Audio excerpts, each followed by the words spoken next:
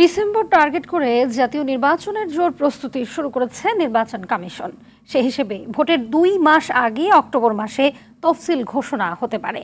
এ সময়ের মধ্যেই ভোটার তালিকা হালনাগাদ ও সীমানা পুনর্নির্ধারণের বিষয়গুলো সমাধান করতে হবে বলে জানান প্রধান নির্বাচন কমিশনার এএমএম নাসির উদ্দিন। তবে জুনের মধ্যে স্থানীয় সরকার নির্বাচন সম্ভব নয় বলে ইঙ্গিত দেন সিইসি।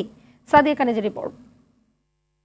একটি সংগঠন আছে, আপনারা ইতিমধ্যে জেনেছেন। রাজধানীর আগারগাঁওয়ে নির্বাচন প্রশিক্ষণ ভবনে ইসিবিতে কর্মরত প্রতিবেদকদের সংগঠন reporters forum for election and democracy আরএফইডির নবনির্বাচিত কমিটির দায়িত্ব হস্তান্তর অনুষ্ঠিত হয়। এ সময় আগের কমিটির সদস্যরা নতুন কমিটির কাছে দায়িত্ব বুঝিয়ে দেন।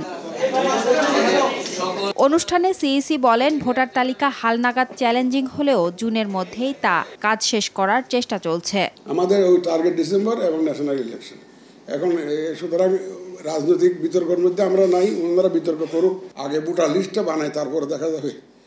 ভোটার লিস্টটাই তো ফাইনাল করতে পারলাম না এখনো। আমরা ইলেকশন কোনটা করবো এটা নিয়ে জোগাড় করে লাভ নেই। প্রধান নির্বাচন কমিশনারের আশা, ভোটের দিন যত এগিয়ে আসবে সার্বিক আইন শৃঙ্খলা পরিস্থিতির তত উন্নতি হবে।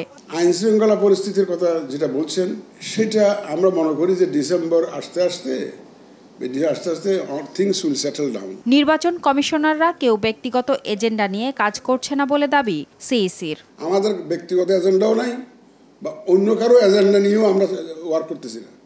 আমরা এজেন্ডা নিচ্ছি দেশের 18 কোটি মানুষের স্বার্থের দিকে তাকিয়ে, দেশের গণতন্ত্রের দিকে তাকিয়ে। সুষ্ঠুভাবে জাতীয় নির্বাচন আয়োজনে রাজনৈতিক দলগুলোর ঐকমত্য চান প্রধান নির্বাচন কমিশনার। আমরা অলওয়েজ কোঅপারেশন পেয়েছি এবং ভবিষ্যতে পাবো। সাদিয়া কানিজ, RTV, ঢাকা।